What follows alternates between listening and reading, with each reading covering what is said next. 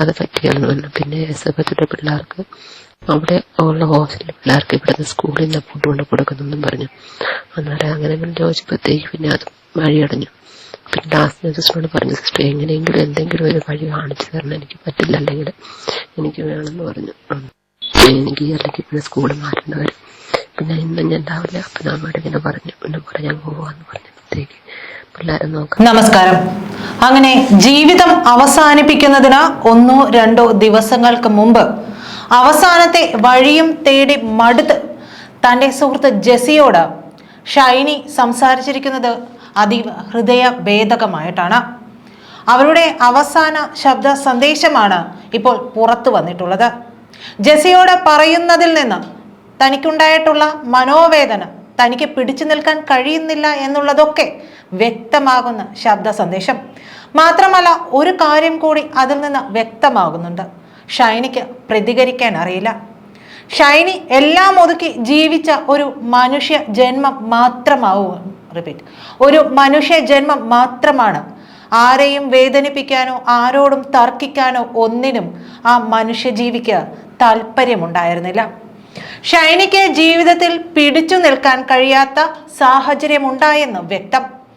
സാമ്പത്തിക ബാധ്യതകൾ ഏറെ, ഭർത്താവ് വക്കീൽ നോട്ടീസ് സ്വീകരിക്കാത്ത സാഹചര്യം, ആ ശബ്ദരേഖകളൊക്കെ പുറത്തു വന്നതാണ്. ആ ശബ്ദരേഖയിൽ ഷൈനി വ്യക്തമായി പറഞ്ഞിരുന്നു ഭർത്താവ് വക്കീൽ നോട്ടീസിന് പോലും പ്രതികരിക്കുന്നില്ല എന്നുള്ളത്. ആ ശബ്ദരേഖയിൽ വെളിപ്പെടുത്തൽ ഞെട്ടിപ്പിടിക്കുന്നതായിരുന്നു. എന്തായാലും ആ ശബ്ദരേഖ ജെസിയോട് തൻ്റെ വേദനകൾ അവസാനമായി എങ്ങനെയാണ് രക്ഷപ്പെടാനുള്ള വഴികൾ നോക്കുന്നത്, ജെസിയോട് തൻ്റെ മനോവേദനകൾ പറയുന്ന ആ ശബ്ദരേഖ അത് ഇങ്ങനെയാണ്. അതുകൊണ്ട് സിസ്റ്റർ എങ്ങനെയെങ്കിലും എനിക്ക് അല്ലെങ്കിൽ ഇവിടെ ഇല്ലെങ്കിൽ വേറെ ഏതെങ്കിലും അടുത്തുള്ള ഏതെങ്കിലും അറിയാവുന്നതുകൊണ്ട് ഹോസ്റ്റലിൽ എനിക്ക് കണ്ടുപിടിച്ച് തരാൻ പറ്റും. പിന്നെ SFSന്റെ കാര്യം ചോദിച്ചു. അന്നേരം അവിടെ ഹോസ്റ്റലിൽ അതിരമ്പഴയിലാണ് കണ്ടാന്ന് പറഞ്ഞു. പിന്നെ അവിടുത്തെ അച്ഛനെ വിളിച്ച് ചോദിച്ചു. അന്നേരം അച്ഛൻ പിന്നെ നമ്പർ കൊടുത്തു. അന്നേരം അവിടെ SFSലെ പിള്ളേരും പിന്നെ വേറെ ഏതെങ്കിലും യൂണിവേഴ്സിറ്റിയിലെ പിള്ളേരെ മാത്രം എടുക്കും, അല്ലാതെ പുറത്തുനിന്ന് പിള്ളേരെ എടുക്കില്ല എന്ന് പറഞ്ഞു. പിന്നെ അതിന്റെ അപ്പുറം എങ്ങാണ്ടൊരു വേറെ ഹോസ്റ്റലുണ്ടത് വലിയവരുടെ എങ്ങാണ്ടാന്ന്. അന്നേരത്തേക്ക് പിള്ളേരെ അങ്ങനെ നിർത്താൻ പറ്റിയല്ല. അത് ഒരാളെങ്ങാണ്ട് ഒരു റൂമിൽ 4 പേരെ മറ്റും കണ്ട. അന്നേരം പിള്ളേരാകുമ്പോൾ നിർത്താൻ പറ്റിയല്ല. 6 കഴിയുമ്പോഴത്തേനും പിള്ളേരാന്ന് പറഞ്ഞപ്പോൾ അങ്ങനെ പിള്ളേരെ നിന്നോടെന്നൊക്കെ പറഞ്ഞു തരാം. അത് പറ്റിയെന്ന് പറഞ്ഞു. പിന്നെ SFSന്റെ പിള്ളേർക്ക് അവിടെ ഉള്ള ഹോസ്റ്റലിലെ പിള്ളേർക്ക് ഇവിടുന്ന് സ്കൂളിൽ നിന്ന് ഫുഡ് കൊണ്ട് കൊടുക്കുന്നെന്നും പറഞ്ഞു. അന്നേരം അങ്ങനെ ചോദിച്ചപ്പോഴത്തേക്ക് പിന്നെ അത് വഴിയടഞ്ഞു. പിന്നെ ലാസ്റ്റ് സിസ്റ്ററോട് പറഞ്ഞു, സിസ്റ്റർ എങ്ങനെയെങ്കിലും എന്തെങ്കിലും ഒരു വഴി കാണിച്ചു തരണം, എനിക്ക് പറ്റില്ല, അല്ലെങ്കിൽ എനിക്ക് വേണമെന്ന് പറഞ്ഞു. എന്നിട്ട് പിന്നെ സിസ്റ്റർ പിന്നെ പറഞ്ഞു എന്നോട് ചോദിച്ചു, അത് ആ ഒരു റൂമേ ഉള്ളൂ, അത് പൊളിക്കാതിട്ടിരുന്നു. പക്ഷേ പിള്ളേർ തന്നെ കിടക്കുമെന്ന് ചോദിച്ചാൽ നമ്മളില്ല, കുഴപ്പമില്ല, കടന്നോളും, അവിടെയാണല്ലോ പിള്ളേർ തന്നെ കിടന്നു, റൂമിൽ തന്നെ കടന്നോളും. അന്നേരം പറഞ്ഞു പാമ്പം കണ്ട് നാളെ കയറി. ഞാൻ അതൊക്കെ പോയില്ല സിസ്റ്റർ, ഇത്തിരി നാളായില്ല, ഇനിയിപ്പോൾ പാമ്പൊന്നും അവിടെ കാണുമെന്നില്ല, അതൊക്കെ ഇറങ്ങിപ്പോയി കാണും, അല്ലാതെ അതിന് കുഴപ്പമൊന്നുമില്ല. അന്നേരം പിള്ളേർ തന്നെ കിടക്കുക, അല്ലെങ്കിൽ ഞാൻ അവിടെ പോയി കിടക്കേണ്ട വരും. ഞാൻ പറഞ്ഞില്ല സിസ്റ്റർ, കുഴപ്പമില്ല, പിള്ളേരുടെ കടന്നോളെന്ന് വന്നിട്ട് എന്നോട് ചോദിച്ചു. പിള്ളേർ ഫുഡ് ഞങ്ങൾ കഴിക്കുന്ന ഫുഡൊക്കെ ആയിരിക്കും, ഞങ്ങളത് കുഴപ്പമൊന്നുമില്ല, പിള്ളേർ കഴിച്ചുകൂടെ കഞ്ഞിയൊക്കെ. ഞാൻ പറഞ്ഞു സിസ്റ്റർ, ഞങ്ങളും പിള്ളേർ ഉണ്ടായപ്പോൾ അവിടെ കഞ്ഞിയായിരുന്നു, ഇവിടെയും കഞ്ഞിയാണ് രാത്രിയിൽ, അവിടെ ഞങ്ങൾക്ക് കഞ്ഞി, അത് കുഴപ്പമൊന്നുമില്ല, പിള്ളേർക്ക് അങ്ങനെ പ്രത്യേകിച്ച് കറി വേണമെന്ന് കഞ്ഞി വേണമെന്ന്. ഞാൻ പിന്നെ ഇടയതാണോ ഒന്നും തന്നെയല്ല, അതാണെങ്കിൽ അതിനെന്തെങ്കിലും ഒരു പൂച്ച ഇച്ചിരി കഞ്ഞി ഇച്ചിരി കറിയാണ് എന്തെങ്കിലും ഒരിച്ചിരി അത് തിന്നുകയില്ലെന്ന് പറഞ്ഞു. അതുകൊണ്ട് അതൊന്നും കുഴപ്പമില്ല സിസ്റ്റർ, അതൊക്കെ ഞങ്ങൾ അഡ്ജസ്റ്റ് എങ്ങനെയെങ്കിലും എനിക്ക് ഒരു ഇതുണ്ടാക്കി തന്നാൽ മതി എന്ന് പറഞ്ഞ. അന്നേരം പറഞ്ഞ ആ സിസ്റ്ററോട് ഞാൻ ചോദിച്ചിട്ട് ഞാൻ പറയാമെന്ന് പറഞ്ഞു. ജെസ്സി ഉറങ്ങിയിരുന്നേറ്റോ. പിന്നെ ഞാനിവിടെ വന്നപ്പോഴത്തേക്ക് 3:15. അവിടെ ഞാൻ SH പോയി ചോദിച്ചു. അവിടെ പോയിട്ടെങ്കിൽ ഒരു രക്ഷയില്ല, അവർ അടുക്കില്ല. അവർ പറഞ്ഞു പിന്നെ വലിയ പിള്ളേരെയാണ്, ചെറിയ പിള്ളേരെ നടത്തിയല്ല, അങ്ങനെ എങ്ങനെയാ പിള്ളേരെ നോക്കണ്ടേ, അപ്പനുമില്ല അമ്മയില്ലാതെ നമ്മളങ്ങനെ നിൽക്കുമ്പോഴത്തേക്ക് പിള്ളേരെ ഒത്തിരി കെയർഫുള്ളായിട്ട് നോക്കണം. ഇവിടെ നമുക്ക് വേക്കൻസി ഇല്ല, അങ്ങനെ നമ്മൾ എടുക്കുകയില്ല, റൂമില്ലെന്ന് പറഞ്ഞാൽ ചെയ്യുന്ന പോലെ ഒരവസ്ഥ. എങ്കിലും പുള്ളിക്കാരൻ കുറേ വർത്താനം പറഞ്ഞു, കുറേ നേരം അവിടെ ഇന്ന് കുറേ കരഞ്ഞും പറിച്ചൊക്കെ നോക്കിയിട്ട് പുള്ളിക്കാരൻ വന്ന് ഇല്ലാഞ്ഞിട്ട് നമ്മളെ കൊണ്ട് അവിടെ നിർത്താൻ പറ്റിയില്ല എന്ന് പറഞ്ഞു. അത് കഴിഞ്ഞ് പിന്നെ അവിടെ നിന്ന് കുറേ കഴിഞ്ഞ് കുറേ നേരം കഴിഞ്ഞ് ലാസ്റ്റ് എന്നാൽ ഒന്നുകൂടി പോയി സിസ്റ്ററെ ഒന്ന് പോയി കാണട്ടെന്ന് പറഞ്ഞു. പിന്നെ ഹോളിക്രോസിൽ പോയി അവിടെ പോയി സിസ്റ്ററിനോട് കുറേ വർത്താനം പറഞ്ഞ് സിസ്റ്റർ എങ്ങനെയെങ്കിലും എനിക്ക് അതൊന്നേ പറ്റുള്ളൂ, എനിക്ക് വേറെ ഇപ്പം നിർവാഹമില്ല, അതിപ്പം എനിക്ക് അല്ലെങ്കിൽ പിന്നെ സ്കൂളിൽ മാറ്റേണ്ടി വരും, പിന്നെ ഇന്ന് ഞാൻ ഉണ്ടാവില്ല. അപ്പം നമ്മോട് ഇങ്ങനെ പറഞ്ഞു, പിന്നെ പറയാൻ പോവാന്ന് പറഞ്ഞപ്പോഴത്തേക്ക് പിള്ളേരെ നോക്കാം. അവസാന നിമിഷം വരെ ഷൈനി പിടിച്ചു നിൽക്കാൻ ശ്രമിച്ചു. മക്കളെ എവിടെയെങ്കിലും സുരക്ഷിതമായി ഏൽപ്പിച്ച ശേഷം ജീവിത യുദ്ധം തുടരണമെന്നായിരുന്നു ഷൈനിയുടെ ആഗ്രഹം. മക്കളെ സംരക്ഷിക്കേണ്ടതുള്ളതിനാലാണ് ഷൈനിക്ക് ജോലി തേടി ദൂരത്തേക്കെങ്ങും പോകാൻ കഴിയാതെ ഇരുന്നത്. അതുകൊണ്ടാണ് കാരിത്താസ് അടക്കം കോട്ടയത്തെ ഏതാണ്ട് 12ഓളം ആശുപത്രികളുടെ പടി കയറി ഇറങ്ങിയത്. അവിടെയൊന്നും ഷൈനിക്ക് ജോലി കിട്ടിയില്ല.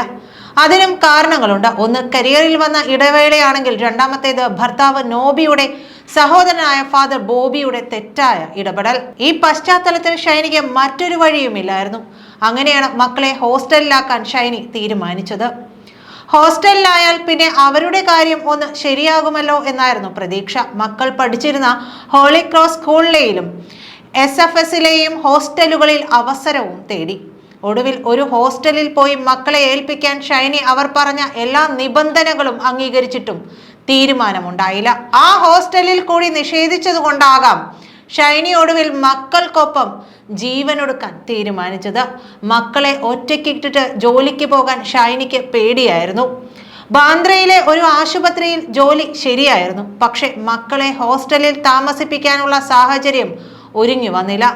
ഷൈനി മുമ്പ് ജോലി ചെയ്ത റോസ മിസ്റ്റിക്ക എന്ന കെയർ ഹോമിൽ ഒപ്പം ജോലി ചെയ്ത സുഹൃത്തായ ജെസിയോട് ഇതൊക്കെ പറയുന്നതിന്റെ ശബ്ദരേഖയിൽ അവസാന നാളുകളിൽ ഷൈനി നേരിട്ട പ്രതിസന്ധി വ്യക്തമാണ്. ഷൈനിയുടെ വീട്ടിലും പ്രശ്നങ്ങൾ ഉണ്ടായിരുന്നുവെന്ന് ജെസിയും സമ്മതിക്കുന്നുണ്ട്. കുട്ടികളോടൊക്കെ അവരുടെ മാതാപിതാക്കൾ വളരെ റൂഡായാണ് സംസാരിച്ചിരുന്നത്. അതിന്റെ ശബ്ദരേഖ ഇതാ. റോസ മിസ്റ്റിക്ക കെയർ ഹോമിൽ നിന്ന് തുടങ്ങിയ പരിചയമാണ്. ഷൈനി നല്ലൊരു ആക്റ്റീവായിട്ടുള്ള ഒരു കുട്ടിയാണ്. എല്ലാവരുമായിട്ട് നന്നായി മിങ്കിൾ ചെയ്ത് പോവുകയും അതുപോലെ തന്നെ പേഷ്യൻസിനോടായിട്ടും നല്ല കെയർ ഒക്കെ കൊടുക്കുകയും ചെയ്യുന്ന നല്ല എല്ലാവർക്കും ഇഷ്ടമുള്ള നല്ലൊരു കുട്ടിയായിരുന്നു. അതുപോലെ തന്നെ നന്നായിട്ട് പ്രാർത്ഥിക്കുകയും പള്ളിയിൽ പോവുകയും കുട്ടികളെയും ആ വഴിയെ തന്നെ ഫോളോ ചെയ്യിപ്പിക്കുകയും ഒക്കെ ചെയ്തിരുന്നു. പിന്നെ റോസ മിസ്റ്റിക്ക കെയർ ഹോമിൽ നിന്ന് അവർക്ക് കുറച്ച് നാൾ കഴിഞ്ഞപ്പോൾ അവിടെ നിന്ന് പിരിഞ്ഞു പോകേണ്ടതായിട്ട് വന്നു. കാരണം അവിടെ ഒരു ഡ്രെയിനേജ് പ്രശ്നം ഉണ്ടായി കഴിഞ്ഞപ്പോൾ അവളുടെ ഫാദർ അതിനെതിരെ കംപ്ലൈന്റ് ചെയ്യുകയും അതിന്റെ ഭാഗമായിട്ട് അവർക്ക് അവിടെ നിന്ന് പിരിഞ്ഞു പോകേണ്ടതുമായിട്ട് വന്നു. അവിടെ നിന്ന് പിരിഞ്ഞു പോയതിന് ശേഷം അവള് പല സ്ഥലങ്ങളിലും ജോലിക്കായി അന്വേഷിക്കുകയും അതുപോലെ തന്നെ അതോടൊപ്പം തന്നെ അവള് NCLEX ആറിന് വേണ്ടി പ്രിപ്പയർ ചെയ്യുകയും ചെയ്യുന്നുണ്ടായിരുന്നു. നിർഭാഗ്യവശാൽ അവർക്ക് അവിടെ എങ്ങും തന്നെ ജോലി ശരിയായി കിട്ടിയില്ല. അപ്പം NCLEX ആറിന് വേണ്ടിയിട്ട് പ്രിപ്പയർ ചെയ്തുകൊണ്ടിരുന്നതിനാൽ ഇനി ആ വഴിയെ ഞാൻ പോവുകയാണെന്നാണ് എന്നോട് പറഞ്ഞത്. അപ്പം വീട്ടിലും അതുപോലെ തന്നെ അവൾ എന്നോട് പറഞ്ഞിട്ടുണ്ട് ചില പ്രശ്നങ്ങളൊക്കെ ചുങ്കത്ത് വെച്ചും അതുപോലെ തന്നെ ഇവിടെയും ചില പ്രശ്നങ്ങളും ബുദ്ധിമുട്ടുകളും ഒക്കെ ഉണ്ട്. കുട്ടികൾക്ക് ചില പ്രശ്നങ്ങളൊക്കെയാണ് ഇവിടെ. അതുപോലെ കുട്ടികളോട് ഇവിടുത്തെ ഗ്രാൻഡ് പേരൻസ് ഇച്ചിരി സ്ട്രിക്റ്റ് ആയിട്ടാണ് പെരുമാറുന്നത്. അത് അവർക്ക് അതുപോലെ കുട്ടികൾക്ക് ഒരുപോലെ വിഷമം ഉണ്ടാക്കുന്നുണ്ട്. അതുകൊണ്ട് കുട്ടികളെ എങ്ങനെയെങ്കിലും ഇവിടെ നിന്ന് മാറ്റി നിർത്തണം, അവർക്ക് എവിടെയെങ്കിലും ജോലിക്കായിട്ട് പോകണമെന്ന് എന്നോട് പല പ്രാവശ്യവും പറഞ്ഞിട്ടുണ്ടായിരുന്നു. അപ്പൊ അങ്ങനെ ഇരുന്നപ്പോഴത്തേന് കുറച്ച് ദിവസം മുമ്പ് എന്നോട് നേരത്തെ പറഞ്ഞിരുന്നു കുട്ടികളെ നെക്സ്റ്റ് ഇയറിലേക്കെങ്കിലും അവിടെ ഹോസ്റ്റലിലേക്ക് മാറ്റണം, ഞാൻ എവിടെയെങ്കിലും ദൂരെ ജോലിക്കായിട്ട് പോവുകയാണെന്നും എന്നോട് പറഞ്ഞിരുന്നു. അപ്പൊ ഈ അടുത്ത നാളുകളിൽ പാദ്രയിൽ അവൾക്ക് ജോലി ശരിയായെന്നാണ് അവൾ എന്നോട് പറഞ്ഞത്. അതിന്റെ ഭാഗമായിട്ട് അവള് കുട്ടികളെ ഹോസ്റ്റലിലേക്ക് മാറ്റണം, അത് എവിടെയെങ്കിലും ഉണ്ടോ എന്ന് അന്വേഷിച്ച് എന്നോട് സംസാരിച്ചിരുന്നു അതിനെക്കുറിച്ച്. അപ്പോൾ ആ കുട്ടികൾ പഠിക്കുന്നത് ഇവിടെ ഹോളി ക്രോസ് സ്കൂളിലാണ്. അപ്പൊ ഹോളി ക്രോസിൽ നേരത്തെ തന്നെ ഒരു ഹോസ്റ്റൽ ഉണ്ടായിരുന്നു. ഇപ്പം കുട്ടികൾ ഇപ്പൊ ഈ അതിന്റെ റിപ്പയറിംഗിന്റെ ഭാഗമായിട്ട് ആ ഹോസ്റ്റൽ അടച്ചിരിക്കുകയായിരുന്നു. അപ്പം ഞാൻ ഷൈനിയോട് പറഞ്ഞു, ഷൈനി ഇവിടെ വന്ന് പ്രിൻസിപ്പലുമായിട്ടൊന്ന് സംസാരിച്ച് നോക്ക്. അപ്പം അതിന്റെ ഭാഗമായിട്ട് ഷൈനി ഇവിടെ വരികയും അതുപോലെ തന്നെ പ്രിൻസിപ്പലുമായിട്ട് സംസാരിക്കുകയും ചെയ്തു. അപ്പോൾ ഷൈനിയുടെ ബുദ്ധിമുട്ടുകളും പ്രയാസങ്ങളും ഒക്കെ കണ്ട് പ്രിൻസിപ്പൾ പറഞ്ഞു ഓക്കെ ഞാൻ ഹോസ്റ്റൽ കുട്ടികൾക്കായിട്ട് അലോ ചെയ്യാമെന്ന് പറഞ്ഞ് ഹോസ്റ്റൽ അവർക്ക് സാങ്ഷൻ നൽകുകയും ചെയ്തു. ഷൈനി എപ്പോഴും എന്നോട് പറഞ്ഞത് ബാദ്രയില് അവിടെ അടുത്തൊരു ബാദ്രയിലെ ഒരു ഹോസ്പിറ്റലില് ജോലി ചെയ്യുകയും അതിനടുത്തുള്ള ആ ഒരു സെന്റർ ഉണ്ട്, അവിടെ NCLEX ആറിന് അപ്പിയർ ചെയ്യുകയും ചെയ്യാൻ വേണ്ടിയിട്ടാണ് ഞാനിങ്ങനെ ചെയ്യുന്നതെന്നാണ് പറഞ്ഞത്.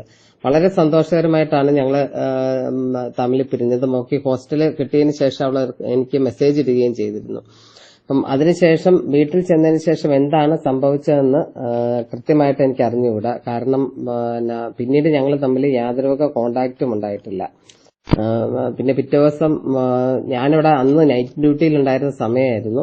പിറ്റേ ദിവസം ഞാനിവിടെ വന്ന് വീട്ടിൽ വന്നു കഴിഞ്ഞപ്പോഴത്തേനും അവിടെ നിന്ന് റോസാംസിക്കന്ന് തന്നെയാണ് എനിക്ക് ഫോൺ കോൾ വന്നത്, ഇതുപോലെ ഷൈനിക്ക് ഇങ്ങനെയൊക്കെ സംഭവിച്ചു എന്നുള്ളത്. അത് വളരെ ഞെട്ടലോടുകൂടിയാണ് ഞാൻ ആ വാർത്ത എനിക്ക് കേൾക്കാനായി സാധിച്ചത്.